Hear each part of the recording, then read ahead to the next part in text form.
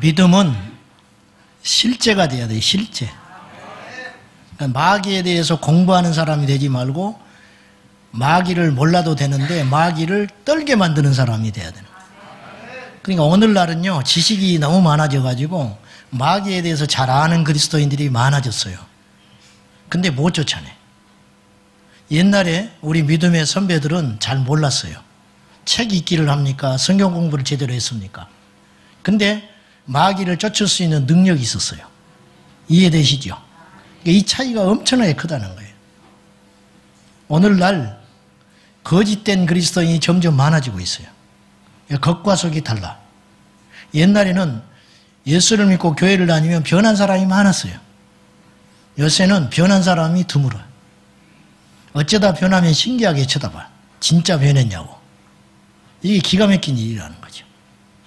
가짜가 너무 많다는 거예요. 프로테지로 볼 때. 옛날에는 지식도 짧았고 배운 것도 없었고 또 대중매체도 발전하지 못해가지고 영적으로 한계가 굉장히 많았어요. 미국에서 무슨 부흥운동이 일어난다 몰랐어요. 20, 30년이 지난 다음에 알게 된 거예요. 그때 그런 일이 있었다고. 요새는 미국에서 무슨 일이 일어나면 그 다음날로 온 세상이 다 알아요. 영적인 것도 다 알아요. 어느 교회에서 기적이 일어났다. 온 나라가 다 알게 되는 세상이 됐어요. 옛날에는 몰랐어요. 돌아가신 다음에 훗날의 어떤 증언들을 통해서 발굴돼가지고 아는 경우들이 많았어요. 그럼에도 불구하고 옛날에는 진짜 배기가 많았다 그래요. 진짜 배기. 어떻게 된 일이냐 이거. 우리가 지금 뭔가 거꾸로 가고 있다는 거예요.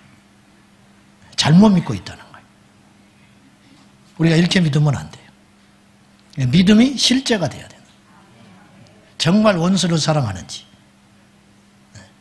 그대로 못 살려놔요. 정말 병든 자를 만나면 기도를 해주고 있는지 병원부터 찾고 있는지. 우리가 지혜롭게 믿는 것과 믿음 없는 건 달라요. 타협하는 것하고 우리가 세상과 타협하는 것과 지혜롭게 사는 건 다르다고. 근데 타협하면서 스스로 안주하기를 지혜롭다, 지혜롭다. 그러니까 능력이 안 나타나는 거예요. 칼이 무뎌지기 시작한 거죠. 칼을 휘두르질 않는 거죠. 여러분, 고기를 먹어본 사람이 잘 먹는다고 그래요. 그죠? 고기를 먹어본 사람이 잘 먹어. 뭣도 내본 사람이 멋을 내는 거예요. 그렇죠? 능력도 행해본 사람이 능력이 나타나는 것이지 도전도 안 해보고 시도도 안 해보면 어떤 일로 안 일어난다는 거예요. 자, 오늘 사탄의 전략 26번째 시간인데요. 오늘 패배의 영에 대해서 한번 살펴보겠습니다. 천국은 믿는 자가 갑니다.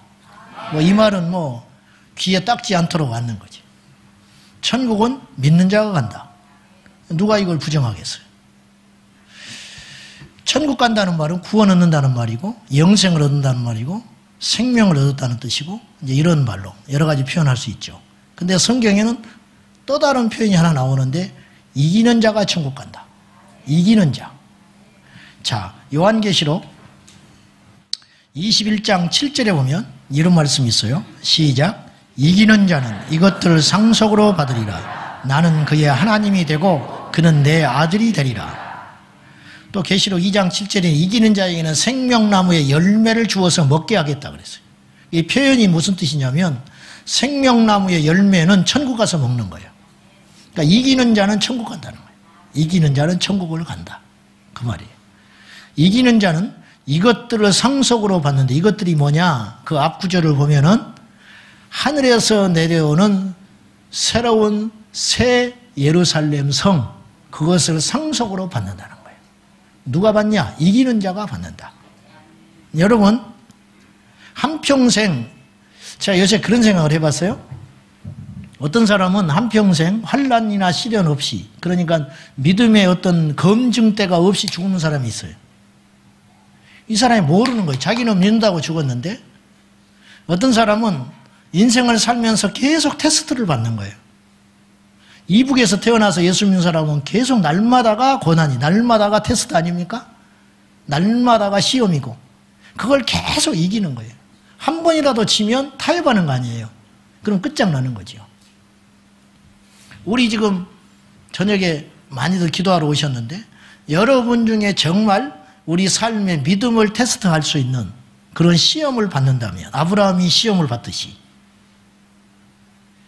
만약에 베드로가 시험을 받듯이 예수님은 모른다고 3번이나 부인해야 할 시점, 자기 아들을, 독재 아들을 번제로 칼로 죽여서 조각을 내서 하나님께 드려야 할 그런 명령을 받는다 할 때, 우리는 이런 테스트를 못 받은 사람이 대부분이에요.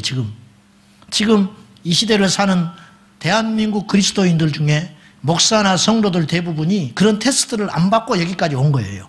새벽기도 열심히 하지요. 주일 어기면 큰일 나는 줄 알지요. 꼬박꼬박 교회에 순종하고 봉사했지요. 그러다 보니까 우리의 믿음이 어쩌면 굉장히 대단히 강한 것 같고 잘 꾸려져 온 것 같지만은 우리가 한 번도 시험을 안 받아보고 온 거예요. 수업 시간에 집중을 잘하고 듣고 있어요. 질문도 하면 답을 딱딱 이야기해요. 근데 시험을 안 봤어요. 그러니까 얘가 대충 공부는 잘하겠다는 느낌은 들지만 몇 등 할지는 모르는 거예요. 근데 막상 시험을 치러보면 그 아이가 형편없는 성적이 나올 수 있어요. 그런 일이 있을 수 있잖아요. 그래서 시험 보잖아요. 이 시대에 시험 별로 없어요. 여러분, 예수 믿는 게 얼마나 어렵습니까? 어렵지 않아요. 솔직히 말하면. 마음만 먹으면 믿을 수 있어요. 약간의 희생하면 믿을 수 있어요. 그리고 교회에 가서도 노골적이고 직설적인 이야기가 없어요.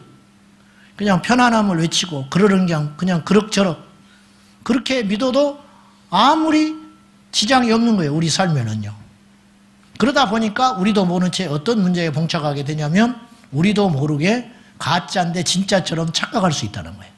믿음이 없는데 믿음 있는 것처럼 착각할 수 있다는 거예요. 자신 있으세요? 여기에 이제 두려운 생각이 확 들기 시작하는 거예요. 우리 교회 이대로 뚝 떠가지고 평양에다가 딱 데려놨다. 과연 순교할 사람이 얼마나 될까? 응? 순교할 사람이 얼마나 될까? 천국은 이기는 자가 갑니다. 이기는 자. 패배했다는 뜻은 무슨 뜻이냐면 내 것을 뺏긴다는 뜻이고 나의 미래가 불행해진다는 건 말이고 모욕과 수욕의 날이 시작된다는 말이에요. 사람은요 이기고 싶어 해요. 무조건 이기고 싶어 합니다. 가위바위보도 지기를 싫어해. 가위바위보도. 교회에서 레크레이션 할 때 마지막에 가위바위보 해가지고 한 명 이기는 사람 상 준다고 그러거든요. 그럼 막 불꽃 틉니다. 가지 한 100명 모인 데서 가위바위보 해가지고 2명 딱 나와. 그럼 앞으로 나와라고 하거든. 5판 3승승제. 뒤로 돌아서서 가위바위보 하라고 그러면 막 난리가 났어. 막 이렇게 하고 막. 이거 왜 하는지 모르겠지만은. 그러니까 지면 막 이러고 들어가요. 그까지가 뭐라고? 가위바위보도 지려고 하지 않아. 술래기도 앉으려고 그래, 술래기도. 그 뭐 그게 대단한 거라고. 막 술이 더 세다고 자랑하라고. 그 술 세면 죽는 거예요. 내가 니보다 술이 세다. 그럼 술을 잘 먹는다는 거예요. 그럼 곧 죽는다는 거예요. 누가 차 운전을 빨리 하는가? 막 폭주족들 막 달려가잖아. 그 빨리 이기면 죽는 거예요, 그 사람은. 근데 그걸 죽을 줄 모르고 막 그런 헛된 것을 이기려고 한다. 정작 우리가 이겨야 할 것이 뭐냐는 거예요, 정작.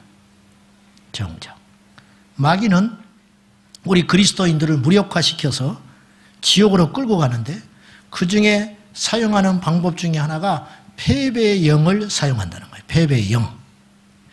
제가 패배주의 그렇게 말할 수 있는데 패배의 영, 전염성이 굉장히 강한 거예요. 영이란 말을 갖다 붙일 때는요. 하나님의 은혜나 혹은 죽을 각오를 하지 않으면 뽑아내기 어려워요. 종교의 영. 이 종교의 영에 확 사로잡힌 성도가 있어요. 목사가 있어요. 그런 교회가 있어요. 복잡합니다. 됐나 싶으면 다시 그 자리가 있어. 여름 장마날에 잡초 뽑은 것과 똑같아요. 제가 전에도 그런 이야기 한번 했는데 저 열흘 적에 저 외할머니 집에 가니까 마당에 이렇게 잡초가 여름에 장마바에 비를 흠뻑 맞아가 이렇게 사람 키만큼 커졌더라고. 뿌리가 약해요. 어린아이인데도 내가 이렇게 뽑으니까 뚝뚝뚝 다 뽑혀. 가지고 사람 지나가는 길을 이렇게 뽑아가지고 한쪽에다가 집어던져 놨어요. 며칠 동안 외할머니 댁에 머물다가 나오는데 그 뽑아서 던져놓으면 죽을 줄 알았어요. 그 잡초가 거기서 구부러져가지고 태양을 보고 구부러져가지고 다시 광합성하면서 살아나 있더라고. 뿌리를 뽑아버렸는데 이게 끈질긴 거예요. 이게 종교의 영이라 할까요? 이 영이 붙으면 그렇게 어려운 거예요. 자, 됐나? 저 사람 회개했나? 회개한 게 아니에요. 회개한 게 아니고 어느 순간이 되면 탁 튀어나오는 거예요. 이래가지고는 안 된다는 거예요. 그래서 성경에는 기절하라고 하지 않고 죽어버리라고 그랬어요. 죽어버려야 돼요. 죽어버리라. 이게 안 죽는 거예요. 죽어야 진짜 회개하게 되는 것이고 죽어야 생명을 얻게 돼요. 옛 것을 버려야 새 것을 입는 거예요. 죽은 사람 봤어요? 여러분 남편 죽었어요? 여러분 아내 죽었어요? 여러분 옆에 있는 집사 죽었어요? 여러분 셀 식구들 죽었어요? 저는 날마다 듣고 있어요. 안 죽었다는 소리들. 안 죽었다는 소리 계속 들어와. 가만히 있는데도. 아무개가 안 죽었다는 거예요. 아무개가 안 죽었다는 거예요. 아무개가 또 살아났다는 거예요. 아무개가 또 이기려고 한다는 거예요. 아무개가 또 성질 부렸다는 거예요. 아무개가 또 안 한다고 뛰쳐나갔다는 거예요. 이게 다 어떤 소리냐면 죽지 않았다는 소리. 죽지 않았다는 소리. 가짜! 가짜. 언제쯤 있는 거예요. 그런 경우는 지금 테스트를 안 받아서 그렇지 진짜 시험이 오면 전부 발가벗고 도망갈 사람들이다. 혼입을 덮고 가려가지고 예수님 따라가던 제자가 십자가 앞에서 무서워가지고 혼입을 집어던져버리고 살겠다고 도망하는 그 모습. 주여 나는 죽을지라도 주님 떠나지 않습니다. 근데 어린 여종 앞에서 3번이나 모른다고 죽게 되니까 예수 모른다고 나중에는 저주였다 그래요. 저주. 자세한 저주 내용은 안 나와 있지만 예수님 욕한 거예요. 내가 저따위 인간을 어떻게 한다고 그러냐고.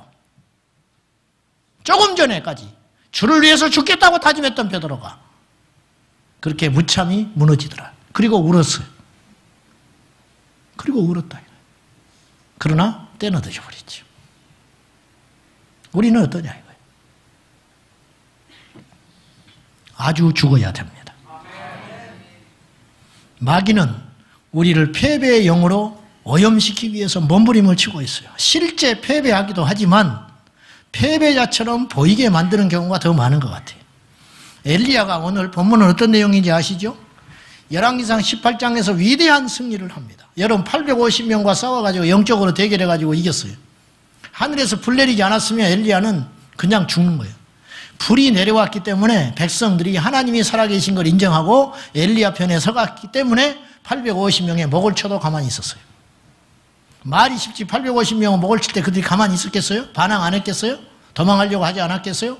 그들을 무수히 칼로 쳐버려 죽였다는 것은 그만큼 대단한 승리를 했다는 거예요. 대단한 승리. 근데 그랬던 엘리야가 무참히 무너져 버리고 맙니다. 무참하게. 이게 영적 침체, 디프레스 확 눌려가지고 노뎀나무 아래에서 죽기를 간청합니다. 내가 말도 잘해. 죽는 것이 사는 것보다 낫습니다. 그냥 죽고 싶습니다. 그러면 되는데 말도 잘해. 내가 죽는 것이 낫다는 거예요. 차라리. 완전히 깔아앉아가지고요. 엘리야가 이제 죽는 게 낫다는 거예요. 차라리. 영적 침체. 확 밀려가지고. 이게 뭐냐. 패배의 영에 확 사로잡힌 거예요.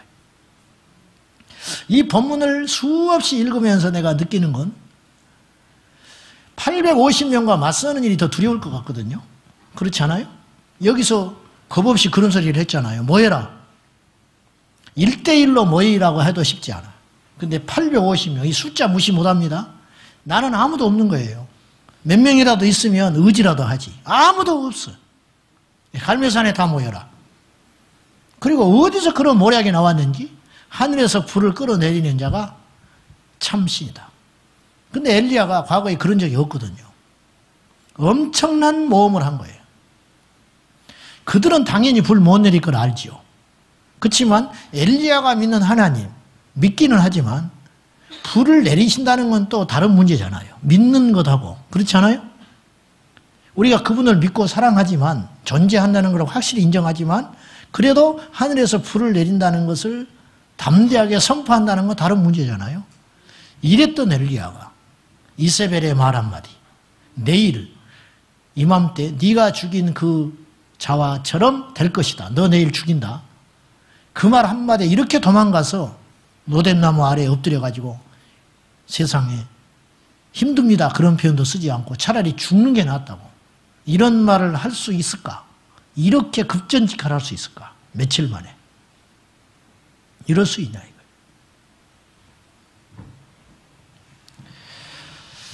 갈멜산의 승리를 누리지 못한 거죠. 반대로 사도행전 5장 41절에 보면은요, 이런 말이 나와요. 사도들은 그 이름을 위하여 능력받는 일에 합당한 자로 여기심을 기뻐하면서 공회 앞을 떠나니라. 이 말씀 아시죠? 이 말씀 읽을 때마다 경이로운 거예요. 사도들이 공회에 잡혀가서 억울하게 매질을 당했어요. 근데 보통의 경우는 그렇게 되면 두려움을 느껴요. 우리 그렇지 않겠어요? 아무리 뭐 믿음이 있다 뭐 펄펄 뛰고 어쩌고 뭐 예수를 위해 죽겠다고 하지만 잡아다가 매를 맞고 협박을 당하고 내보내면 어떻게 기뻐할 수 있겠냐고요. 그냥 며칠 좀 마음 추스리고 내가 정말 이렇게 해야 되는가 좀 마음을 다스리고 있다가 또 여력이 되면 또 복음을 전한다든지 하지. 어떻게 이들은 공회 앞에 잡혀가가지고 억울하게 매질을 당하고 협박을 당했어요. 예수 이름으로 말하지 마라.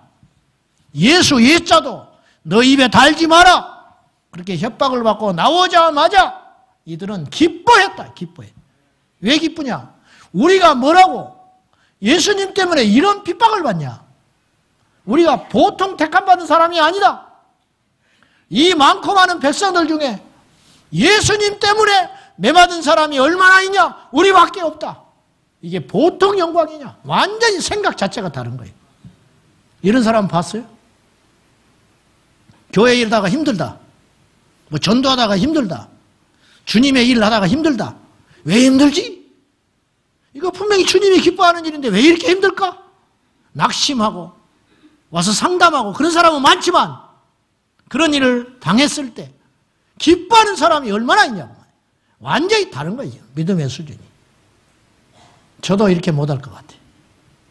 사도들은 성령에 충만했기 때문에 누구도 막지 못하는 거예요.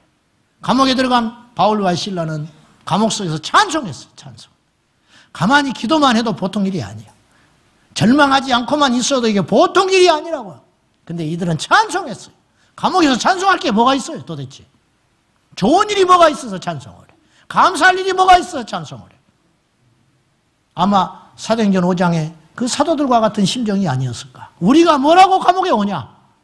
어떤 놈은 도둑질해서 잡혀오기도 하고 어떤 놈은 음란해서 잡혀오기도 하고 어떤 놈은 살인을 해서 감옥에 들어오기도 하는데 우리는 예수 때문에 감옥에 들어왔다. 보통 일이냐? 아마 이런 생각들. 이게 승리의 영으로 꽉 찬 거죠. 승리의 영으로.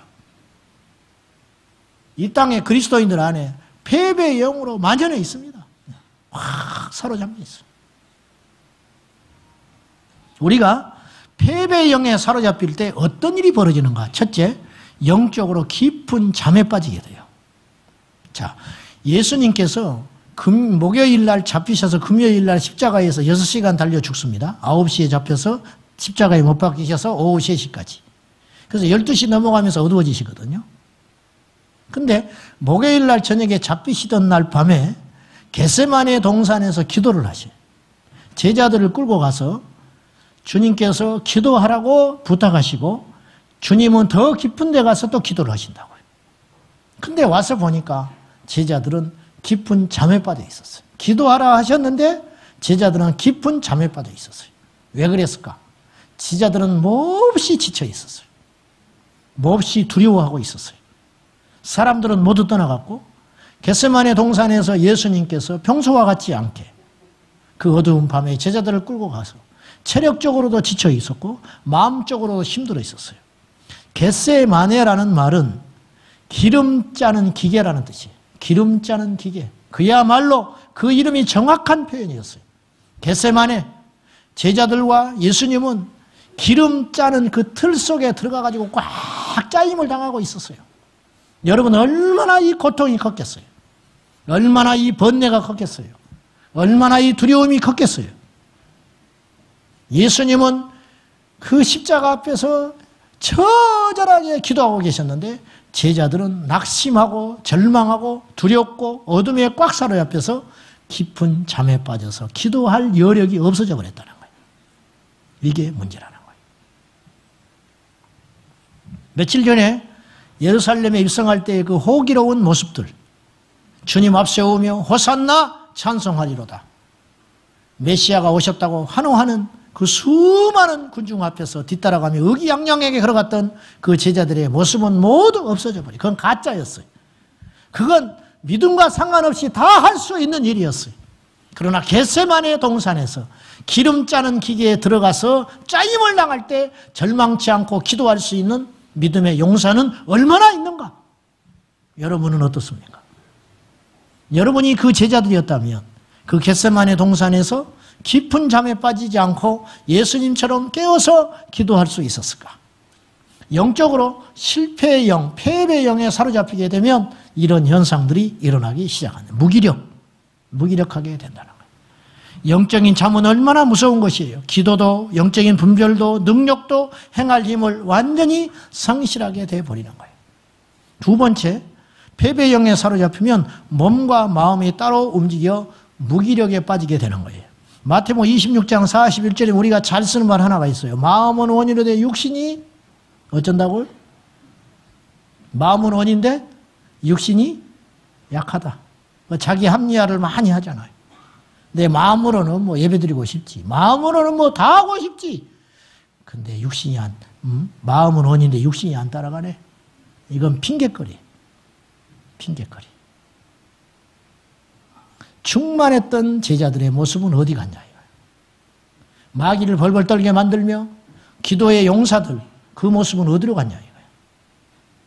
우리 지금 한국교회 우리 저를 포함하여 우리 모든 성도들이 정신을 바짝 차리고 이 시점에 우리가 패배영을 물리치고 몸과 마음이 따로 노는 존재들이 아니라 위선적이고 가시적이고 입술로만 소리 지르는 자들이 아니라 진정으로 행동하고 능력을 행할 때가 됐다고 말이죠. 그때 역사가 일어나는 거예요. 홍해 앞에서 걱정만 하고 있을 게 아니라 홍해를 갈라질 거라 믿고 홍해 앞으로 전진하는 믿음이 있어야 되는데 이게 안 되는 거예요.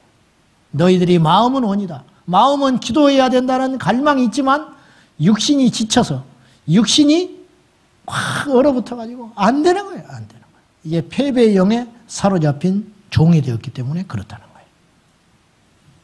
몸은 마음의 지배를 받습니다. 뭐 두말할 필요도 없어요. 여러분이 지금 이 자리에 왔다는 것은 몸이 온 게 아니에요. 마음이 움직였기 때문에 왔어요. 그죠? 마음이 없으면 절대 못 와요. 가깝다고 오는 게 아니에요. 시간이 있다고 오는 자리가 아니에요. 마음이 있으면 이 일을 중간에 그만두고도 와요. 평양감사도 제 싫으면 못 한다. 마음이 싫으면 평양감사 자리도 필요 없다는 거예요. 안 한다는데 뭐 안 한다는 거예요. 이게 마음의 중요성은 동서고금을 막론하고 모든 책, 모든 이야기에서 등장하는 말이에요. 당연한 말이에요. 그래서 마귀는 몸을 공격하는 게 아니라 마음을 공격해요. 마음이 무너지면 내 인생이 무너지는 거예요. 재산도 있고 앞도 창창하고 근데 죽어버리는 거예요. 왜 그런지 알아요? 마음이 죽었기 때문이에요. 마음이 죽었기 때문에. 잠언서 18장 14절에 보면은 정확한 진리의 말씀이 있어요. 시작. 사람의 심령은 그의 병을 능히 이기려니와 심령이 상하면 그것을 누가 일으키겠느냐. 몸이 병들면 고칠 수 있는 일이 있다. 근데 마음이 무너지고 병들면 누가 고치겠냐. 이건 정말 어려운 일이다. 이런 뜻이에요. 그러니까 몸보다 마음이 중요하고 몸보다 마음이 더 앞서간다. 그런 뜻이에요. 몸이 상해도 마음이 건강하면 몸은 회복될 수 있지만은 몸이 아무리 건강해도 사지백체가 멀쩡해도 마음이 병들고 무너져 버리면 결국은 이 몸뚱아리도 쓸모없는 몸뚱아리가 돼버리는 거 아닙니까? 그렇지 않아요? 현대인들은 스트레스가 심해서 마음의 건강에 관심이 부쩍 많아졌어요. 우리 그리스도인들조차도 이것에 분별을 못해가지고 마음 치료, 요가, 마인드 컨트롤 이런 것에 자꾸 빠져드는 사람들이 있어요. 이상하지요? 기도하는 사람들도 그러고 사모님도 요가를 하더라니까. 영적으로 무지해서 그래요. 무지해서. 사단의 전략과 전술이라는 책이 있어요. 이만큼 두꺼운 책이 있어요. 코우라는 분이 쓴 책인데 그 책이 지금 한 30년 됐어요. 나온 지가. 근데 거기에 보면 이런 이야기가 나와요. 저 일전에 한 기억이 나는데 잘 들으세요. 실제적인 이야기야. 병원에 가도 안 고쳐져, 병이. 병원에 가면 엑스레이도 찍고 뭐 온갖 검사를 해도 병명이 안 나와. 아플 리가 없다, 당신. 근데 본인은 아파 죽겠다는 거예요. 이게 이제 무병이라고도 하고요. 신병. 현대인들은 스트레스라고도 하고 여러 가지. 그래서 뭐 스트레스, 뭐 나는 몸이 아파 죽겠는데 병원에 가면 진짜라면 병이 안 나와. 그럼 의사들이 단골로 하는 말이 스트레스 받지 마시오. 스트레스는 만병의 근원이요. 마음을 편안하게 하시오. 뭐 이런 소리 많이 하잖아요. 그 심리치료 비슷하게 한단 말이죠. 근데 이런 경우가 있어서 이 사람이 어느 날 자기 병을 낫고 싶은 마음이 너무 간절해가지고 이게 몸에 아프다는 것도 보통 일은 아니잖아요. 그러니까 백방으로 이렇게 쫓아다니고 하다가요. 어느 날 심령술사를 만났어. 심령술사. 그 사람이 사탄 숭배자였어요. 사탄 숭배자. 이 사람이 이렇게 이야기를 했어요. 당신의 병은 오늘 당장 나을 수 있다. 뭐 귀가 번쩍 뜨이는 거예요. 그렇게 말해준 사람이 한 명도 없었어요. 근데 이 조건이 있다. 네 영혼을 팔아라 그랬어요.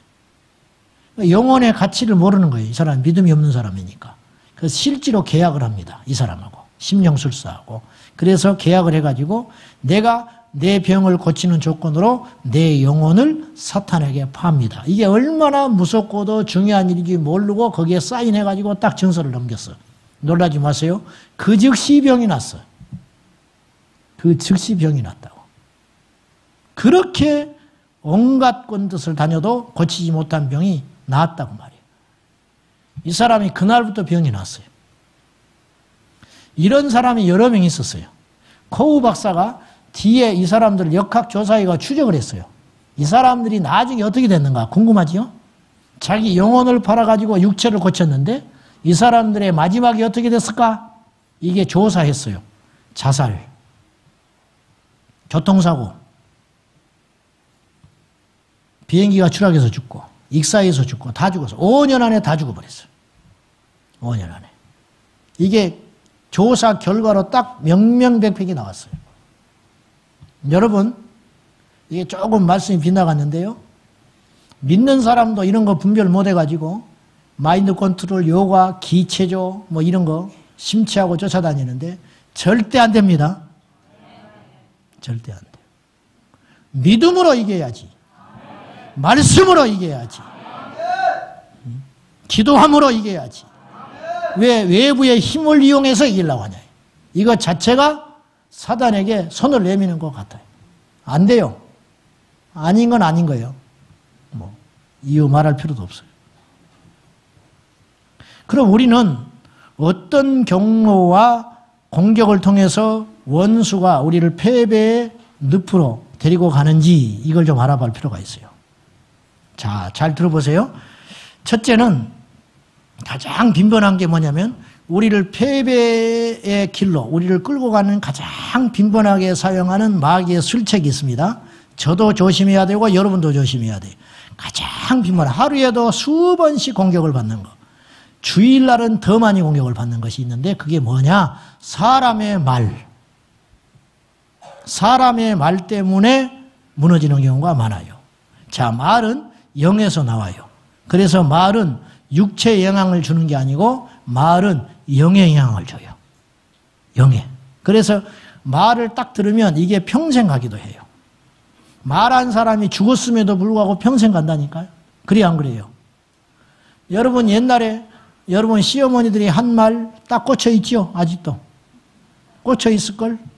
상견례 할 때 했던 말이 아직도 있대. 야야 너는 왜 그러냐? 그 한마디가 딱 꽂혀. 그거 상처받았다는 거예요. 근데 그 시어머니는 몇 년 전에 돌아가셨어. 힘도 없어 지금. 그리고 지금 가서 따져봤자 기억도 안 난다고 그래요. 근데 들은 나는 여기에 확 지금도 꽂혀 있다는 거예요. 말은 영이에요. 그래서 안 잊혀지는 거예요. 요한복음 6장 23절에 영이요 내가 하는 너에게 하는 말이고 영이요 생명이라 그랬어요. 그 말은 우리의 생명을 좌우하는 영이다. 그런 뜻이에요. 믿음은 들음에서 난다 그랬어요. 그렇죠? 믿음은 들음에서 난다. 듣는 게 중요해요. 자, 그래서 우리가 첫째로 말은 세 가지 종류가 있는데 첫째로 꼭 들어야 할 말이 있어요. 이게 뭐냐? 말씀. 말씀은 들어도 되고 안 들어도 되는 게 아니에요. 말씀은 꼭 들어야 돼요. 그래야 살아요. 그러니까 말씀을 안 듣는다는 건 죽는다는 뜻이에요. 영이 죽은 자는 말씀을 못 들은 자예요. 영이 깨어나고 영이 살았다는 것은 뭐냐? 영을 깨우는 유일한 길은 말씀밖에 없어요. 그래서 말씀이 내 심령에 들어와서 내 영을 깨우면 내 영이 회복되고 살아나게 되는 거예요. 그래서 회개가 일어나는 것이고, 그래서 그의 삶에 정돈이 일어나게 되는 것이고, 그래서 마귀가 설 자리를 잃어버리고 떠나게 되는 거예요. 그래서 말씀은 능력이 되는 거예요. 그래서 우리가 꼭 들어야 할 말이 말씀이다 그 말이에요. 신명기 6장 4절과 5절에 보면 이스라엘아 들으라, 쉐마 들으라, 이스라엘아 너희 하나님은 곧 유일하신 하나님이니 그분을 마음과 뜻과 힘을 다하여 주 너희 하나님을 사랑하라. 이게 우리가 들어야 할 말이라는 거예요. 이걸 안 들으면 죽는 거예요. 말씀을 안 들으면 세상의 육의 양식을 아무리 먹어도 내 영은 죽는 거예요. 그러니까 말씀은 반드시 들어야 하는 거예요. 두 번째, 들어도 되고 안 들어도 되는 말이 있어요. 그건 뭐냐? 사람들의 격려와 평판과 칭찬이에요. 그건 들으면 좋아. 들으면 힘이 나. 근데 안 들어도 상관없어요. 어떤 경우는 잘못 칭찬을 들으면 그 인생이 망하기도 해요. 그것이 헤롯 왕이 그래서 죽었어요. 헤롯 왕이 어느 날 신하들을 모아놓고 호유를 했습니다. 호령을 하는데 아부꾼들이 이거는 사람의 소리가 아니고 신의 소리다. 그랬더니 그 영광을 하나님께 돌리지 않고 죽었어요. 그게 뭐냐? 칭찬을 잘못 들어서 죽은 케이스예요. 칭찬이 마냥 좋은 게 아니에요. 알겠어요? 그래서 헛된 칭찬하면 안 돼. 예수님이 칭찬 많이 했어요, 안 했어요? 사복음서 읽어봐요. 예수님이 칭찬한 적이 많아요? 혼낸 적이 많아요? 왜 웃으셔? 예수님이 칭찬한 적이 많아요? 혼낸 적이 많아요? 혼낸 적이 더 많죠. 혼냈다기보다는 경고하시고 또 사랑하니까 자꾸 징계하시고 그런 말을 많이 하시잖아요. 그죠? 교회에 와서는 좋은 소리만 들어야 돼요? 제대로 된 말을 들어야 돼요?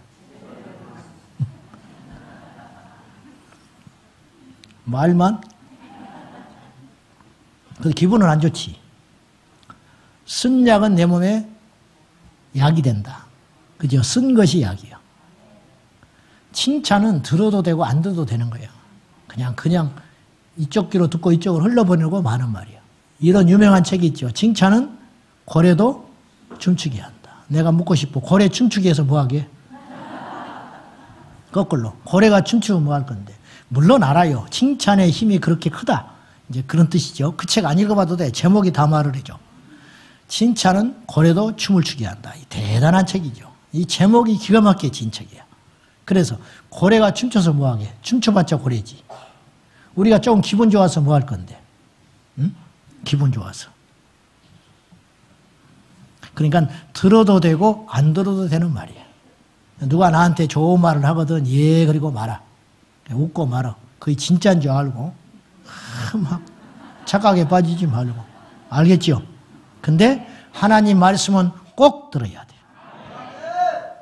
하나님 말씀. 근데 세 번째, 듣지 말아야 할 말이 있어요. 피해야 할 말이 있어요. 들으면 귀를 씻어버려야 할 말이 있어요. 이것 때문에 우리가 무너져요. 이것 때문에, 자, 다시 말은 영이라 그랬어요. 그러니까 말은 굉장히 중요한 거예요. 성경에도 말은 어마무시하게 중요하게 이야기를 해요. 그래서 혀를 지키라. 네? 혀를 잘못 쓰면 죽는 거예요. 살고 죽는 것이 혀에 달렸다 그랬어요. 칼날보다 무서운 게 혈이야. 그죠? 아담과 하와가 듣지 말아야 할 말을 들어서 망한 거예요. 뱀에게 말을 들으면 안 되는 소리였어요. 그 말은 옳고 그름이 문제가 아니에요. 나한테 잘해준다 못해준다가 중요한 게 아니라니까요. 우리는 자꾸 그렇게 따져요. 아, 나한테 좋은 말 해주는구나. 좋은 말 해주는 게 중요한 게 아니에요. 나쁜 말이 중요한 게 아니라니까. 우리가 피해야 할 말이 있는데 그건 뭐냐? 절망하게 만드는 말, 비난하게 하는 말, 험담하게 하는 말, 이간하게 하는 말 들으면 안 돼. 그걸 들으면 내가 망하게 되는 거예요. 망하게 돼. 반드시 그래요. 예배 드리러 왔는데 참소가 들어와요. 예배 드리러 왔는데. 네? 예배를 드리고 나오는데 또 참소가 들어와. 그러니까 예배 전후에 조심해야 돼. 이따가도 예배 끝나고 1층에 오래 있지 마. 얼른 집에 가, 얼른. 그 집에 갈 때까지 말하지 마. 그 집에 가서도 말하지 마. 어쨌든 마귀는 내 입을 열게 만들 거야. 어떻게든 나를 건든다고. 은혜 받으면 무너지게 할 거 아니에요. 은혜 받으러 왔으면 무너지게 할 거 아니에요. 이게 마귀가 하는 일이에요. 주일날 내가 너무 가슴 아프게 생각하는 게 이 지하에서 예배드리고 3층에 가서 다 쏟아버리고 가. 다. 그럼 뭐하러 예배드려? 다 쏟아버리고 가는데. 기억하셔야 돼요. 십자가는 풍선 빠듯이 바람이 빠지면 안 되는 거예요. 3층에 가서 다 쏟아버리고 간다고. 그렇게 남의 말하지 마라 그래도 앉아서 많은 말하고 있어. 커피 마시면서. 왜 그 버릇을 못 고칠까? 왜 그렇게 험담을 할까? 왜 그렇게 비방을 하고 앉아 있을까? 내 귀에 그 소리가 들리거든 귀를 씻어버리라.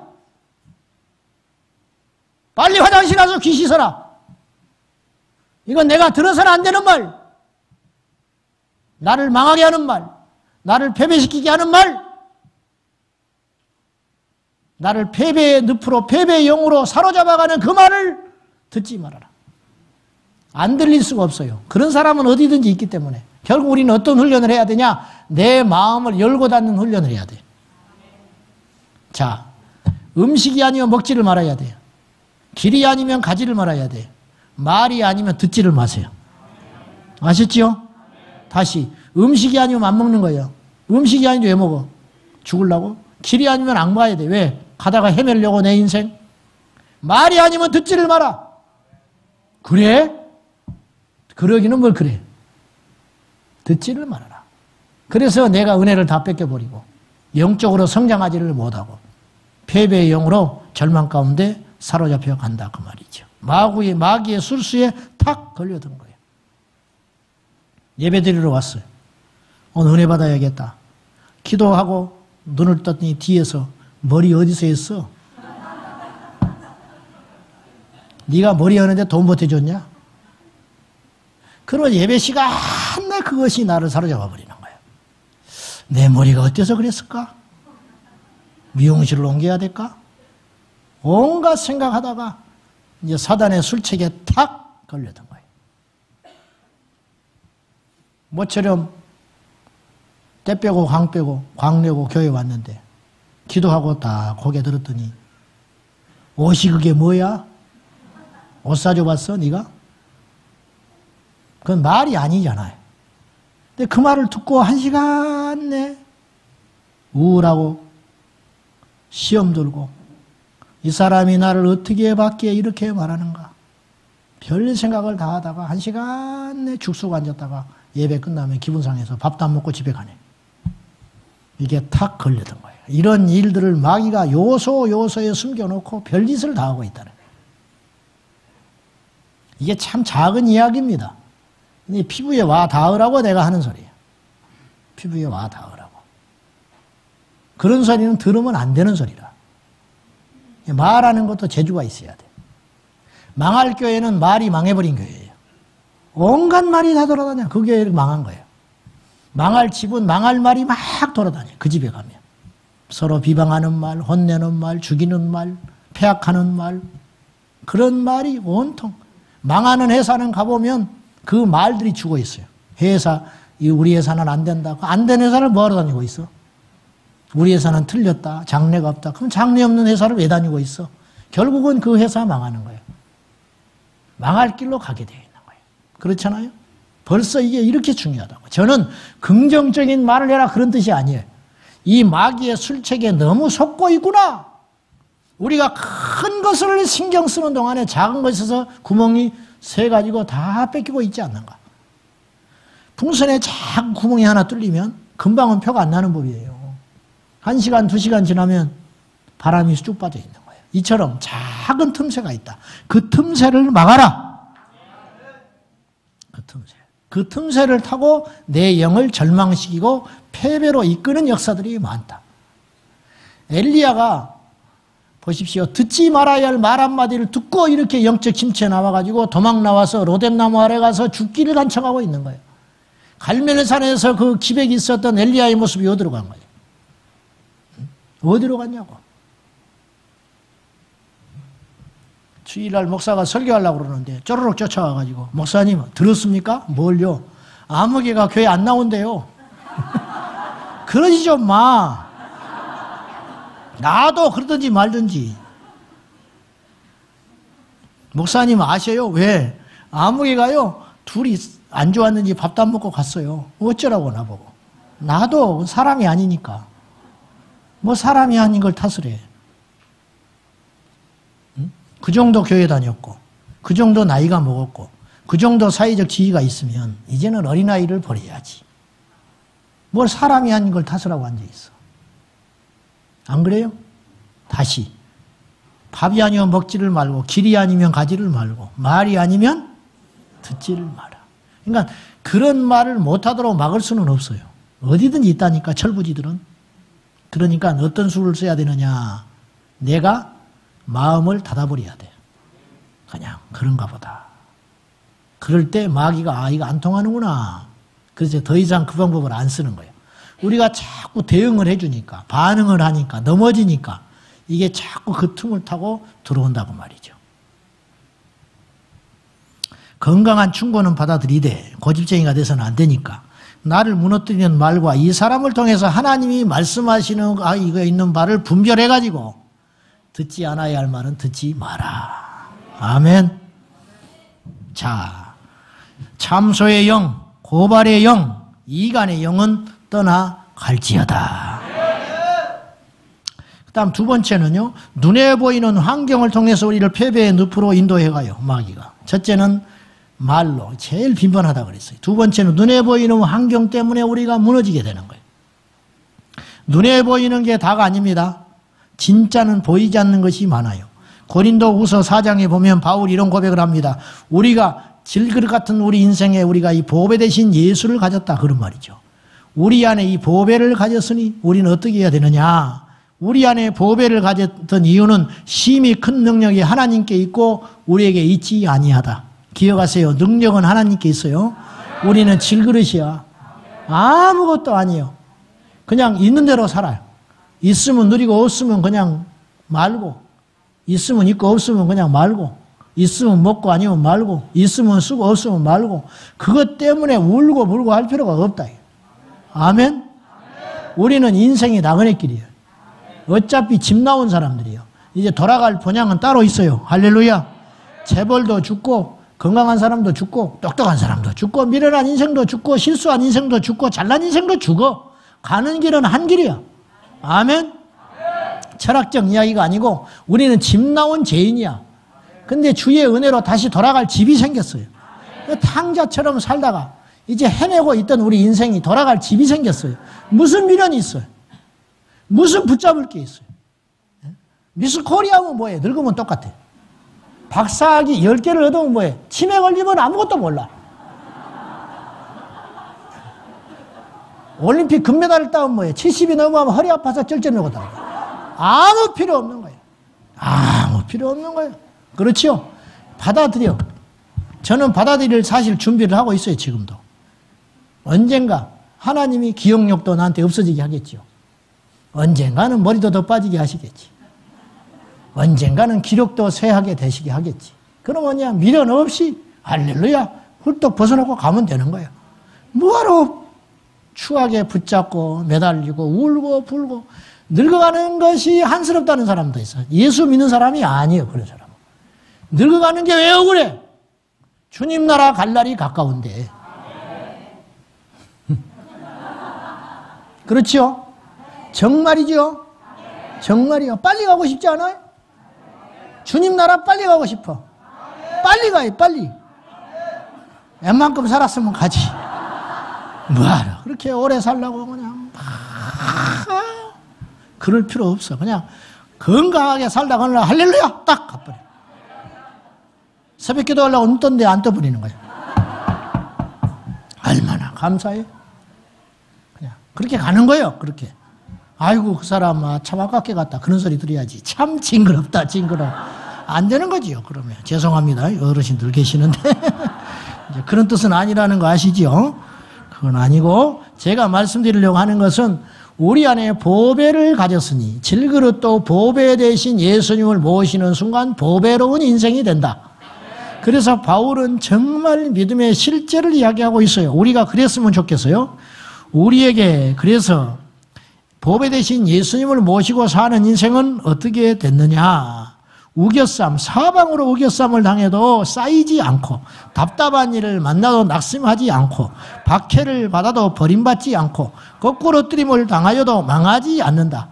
우리가 주목하는 것은 보이는 것이 아니요 보이지 않는 것이니 보이는 것은 잠깐이요 보이지 않는 것은 영원함이라.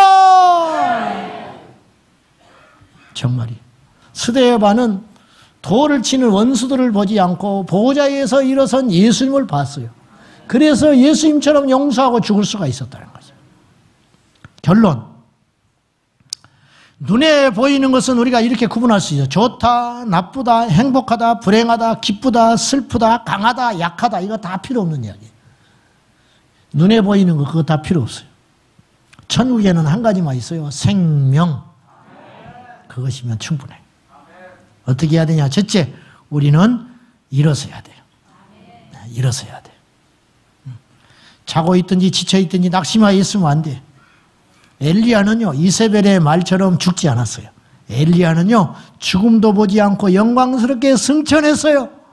마귀가 우리에게 하는 말 하나 들을 필요 없어. 너 망한다 안 망해. 너 죽는다 안 죽어. 나는 천국 가. 엘리야를 죽인다 했죠. 이세벨이 세상의 모든 권세를 다 가졌어요. 근데 하나님이 죽이지 못하게 하면 못 죽이는 거예요. 엘리야는 승천했어요. 죽인다던 엘리야가 승천했다고. 이 보통 일이냐고 말이에요. 안 돼요. 낙심하여 죽기를 바라던 노뎀나무 아래에서 죽기를 바라던 엘리야 죽지 않았어요. 우리가 견디면 반드시 사는 날이 온다 그 말이죠. 시험에 떨어져 절망하여 누워있는 아들을 향하여 아침을 만들어서 일어나라 일어나라 밥 먹어라. 그래야 또 시험 볼 수 있지. 이게 아비의 심정, 어미의 심정. 노뎀나무 아래에서 절망하여 죽기를 간청하는 노뎀에게, 엘리야에게 천사를 보내서 일어나라! 먹을 것을 주신 하나님. 그 심정 아십니까? 여러분, 낙심하지 마셔. 제일 바보 중에 바보, 상바보, 어렵다고 예수 떠나는 사람. 죽어라, 죽어. 어려울수록 힘들지만 말로 듣지 마셔요. 나도 누구보다 고생 많이 하고 살았으니까. 누구보다도. 말로 듣지 마시고 여러분 아무리 어려워도 예수를 버리면 안 돼요. 이게 마귀가 원하는 거예요. 망하게 해서 예수 버리게 하든지 높이 올려서 예수 떠나게 하든지 이 둘 중에 하나. 망해도 예수 붙잡고 높아져도 예수 붙잡고 사는 이게 우리가 가야 할 길이라. 할렐루야. 금은보화가 생겨도 그것 때문에 예수 떠날 것 같으면 던져버리고 아무리 절망스럽고 힘들어도 예수님 붙잡고 있으면 결국은 살게 된다는 거예요. 아멘입니까? 두 번째 우리는 견뎌야 돼요. 견디는 게 믿음이에요. 견디는 게 믿음. 일본의 나가노 목사는 교회를 개척했는데 5년 동안 성도가 한 명도 안 왔어요. 5년째 되는 어느 날 수요일 날 저녁에 청년 하나가 들어왔어요. 그 사람이 예수 믿었어요. 그 사람이 가가와 히도요코라는 목사인데 그 사람이 일본을 뒤바꿔놨어요. 한 사람을 그렇게 바꾸는 거예요. 가가와 목사는 절대 실패한 목회자가 아니에요. 5년 동안 끈질기게 견뎠더니 가가와 목사의 나가노 목사가 소문이 났어요. 거기에 가면 예수 같은 목사가 있다. 자기는 몰랐는데 소문이 났다. 견디면 마귀가 알아봐요, 우리를. 우리가 견디면 세상이 우리를 보고 경이로운 눈으로 쳐다봐. 그게 믿음이라. 절대 견디셔야 돼. 절대로. 마지막 강하게 저항해야 돼요. 야고보서 4장 7절 마귀를 대적하라. 그리하면 피하리라. 일단 견디면 50% 승리해요. 아시죠? 견뎌. 일어나면 90% 승리. 그리고 원수를 끈질기게 대적해버리면 100% 승리하게 되는 거예요. 결론. 패배의 영을 이기는 거. 첫째, 견디세요. 소낙비가 막 쏟아지면 아무것도 할 게 없지요. 피할 길 없잖아. 우산도 없고 들어갈 집도 없고. 그럼 어떻게 해야 되냐? 그냥 물러서지만 말고 죽지만 말고 견뎌. 막 소나비 맞고 견뎌. 무슨 말을 해도 견뎌. 마귀가 우리를 죽이려고 허상을 떨어도 견뎌. 견디면 비가 그치는 날이 와요. 아멘. 그때는 일어나. 비가 그치면 일어나라고. 그리고 그 다음에 마지막으로 해야 할 일인데 앞으로 나가는 거예요. 반드시 우리가 이렇게 돼야 돼요. 사랑하는 여러분, 하나님이 우리를 택하실 때는 망하라고 택하지 않았어요. 죽으라고 택한 사람 아무도 없어요. 오늘 이 자리에 오신 저와 여러분 모두가 하나님이 당신의 아들 예수 그리스도를 희생하여 값주고 산 너무 소중한 존재들이에요. 그런 우리를 부르사 우리를 견딜 수 있는 힘을 주시고 일어날 수 있는 용기를 주시고 앞으로 나갈 수 있는 능력을 주셨다는 거 잊지 마시고 우리 인생의 이 패배의 영에 주눅들지 말고 주님의 이름으로 승리하는 저와 여러분 꼭 될 수 있기를 예수님의 이름으로 축원합니다. 세상의 용기를 갖지 마세요. 세상에서부터 오는 용기, 신념을 취하지 말고 믿음으로 취하라. 믿음의 능력을 취하여 우리가 이 원리를 깨닫고 이 사탄이 쳐놓은 덫에 빠지지 말고 우리가 패배하지 말고 담대히 나아가서 승리하는 저와 여러분 되시기를 축복합니다. 절대 죽지 않아요, 여러분. 승천합니다. 아멘. 절대 우리 죽지 않아요. 승천한다고. 기도합시다. 하나님, 견디겠습니다. 하나님, 일어나겠습니다. 그리고 앞으로 나가겠습니다. 뒤로 물러나면 침륜에 빠져 우리는 믿음에서 떠나게 됩니다. 뒤로 물러나지 말고 견디고 맞설 힘이 없거든 견디겠습니다. 그리고 하나님께서 비를 그치게 하는 그날 우리는 일어나겠습니다. 그리고 우리는 앞으로 나아가겠습니다. 주여, 원수 마귀가 우리를 아무리 넘어뜨리려 해도 우리는 결코 넘어지지 않습니다. 우리 안에 보배 되신 주님이 계시기 때문입니다. 주 예수여 일으키시고 주 예수여 우리에게 용기와 희망을 주사 주님의 능력으로 승리하게 하여 주시옵소서. 오늘 병든 자가 있습니다. 마음에 상한 자가 있습니다.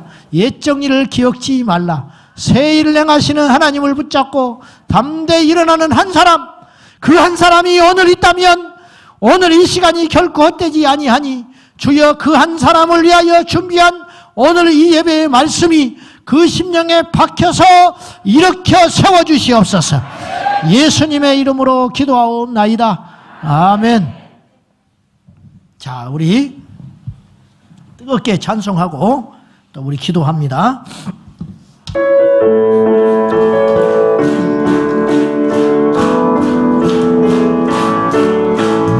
십자가에 비로소 그대는 십지어 있는가. 멀어온 들 이게 하는 능력 그대는 참지 하는가. 아멘. 예수의 보혈로 그대는 씻기어 있는가. 할렐루야. 맘속에 여러 가지 죄악 깨끗이 씻기어. 다시 한번 예수 십자가에 비로소 그대는 씻기어 있는가. 더러운 죄 이게 하는 능력 그대는 참지 하는가. 아멘. 예수의 보혈로 그대는 씻기어 있는가. 할렐루야. 맘속에 여러 가지 죄악이 깨끗이 씻기어. 예수 십자가에 비로소 그대는 씻기어 있는가. 더러운 죄 이게 하는 능력은 그대는 참지 않는가. 아멘. 예수의 보혈로 그대는 씻기어 있는가. 할렐루야. 맘속에 여러 가지 죄악이 깨끗이 씻기어 있는가. 주 예수와 밤낮으로 늘 함께 그대는 행동을 하는가. 아무 때나 어디든지 그대는 십자가 붙들고 있는가. 아멘. 예수의 보혈로 그대는 씻기어 있는가. 할렐루야. 맘속 여러가지 죄악이 깨끗이 씻기어 있는가. 주님 예수 다시 오게 그대는 영접할 예복이 있는가. 그대 몸은 거룩한 것 천국에 들어갈 준비가 됐는가. 아멘. 예수의 보혈로 그대는 씻기어 있는가. 할렐루야. 맘속 여러가지 죄악이 깨끗이 씻기어 있는가.